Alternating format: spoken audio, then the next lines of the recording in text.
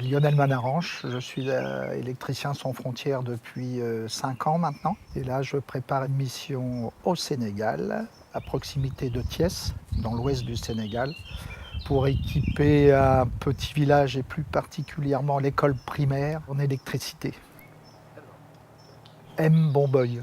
C'est un village un peu traditionnel. L'activité principale, c'est un peu d'élevage et puis un peu d'agriculture, le mil. C'est des petites chèvres et des petites vaches. De la volaille qui court un peu partout.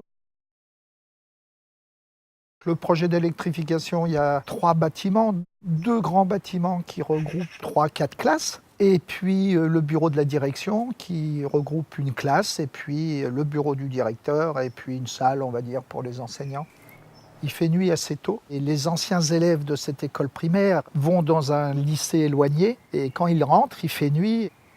Donc ça permettra à ces collégiens de faire des cours du soir dans cette école. Et ensuite, il y a aussi le fait d'avoir des outils pédagogiques qui fonctionnent à l'électricité, comme un rétroprojecteur, faciliter les photocopies. On met à disposition une station de charge de portable.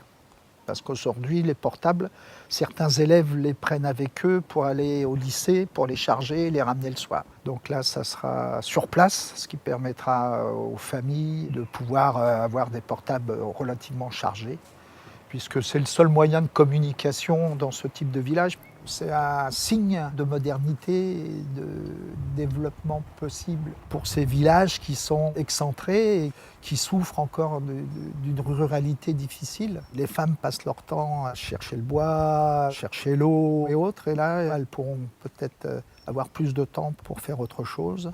Là, il y a vraiment un signe de changement dans leur façon de voir l'avenir. La mission va durer une dizaine de jours. En dehors de l'installation, il y a un côté formation qui est important. Expliquer aux enfants comment fonctionne une installation électrique solaire pour les familiariser à cette nouvelle énergie qu'ils ne connaissent pas, qu'ils prennent conscience que cette énergie-là, il faut en prendre soin et veiller à ne pas la gaspiller. Une fois l'installation terminée, il y aura formation, information et bien sûr réception en quelque sorte qui se terminera sans doute le soir à l'éclairage de cette nouvelle installation. En général, tout le village se déplace, on danse, on chante, on joue de la musique. C'est la découverte, une découverte réciproque. On découvre un village, les villageois nous découvrent, ils s'intéressent à ce qu'on vient faire, nous on s'intéresse à ce qu'ils attendent, à ce qu'ils veulent. Et ce souvenir, il est souvent émaillé de ces rencontres multiples. Ces enfants nous font un départ en chanson, en souhaitant nous revoir une prochaine fois. Enfin, c'est émouvant, on a l'impression d'être utile, d'exister. Et voilà, c'est un bon échange. Ce que je trouve intéressant dans le défi Recilium, c'est de s'adresser à des jeunes enfants qui seront confrontés dans leur futur aux problèmes déjà actuels d'environnement. Et cette prise de conscience est importante.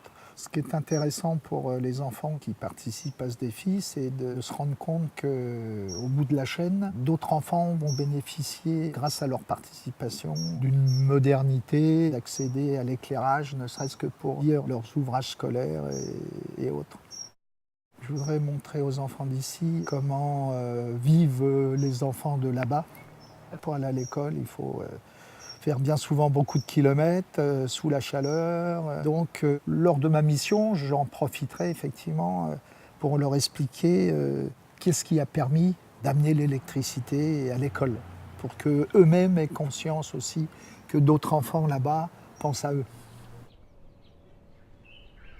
Le recyclage des lampes est important parce que c'est devenu inconsommable.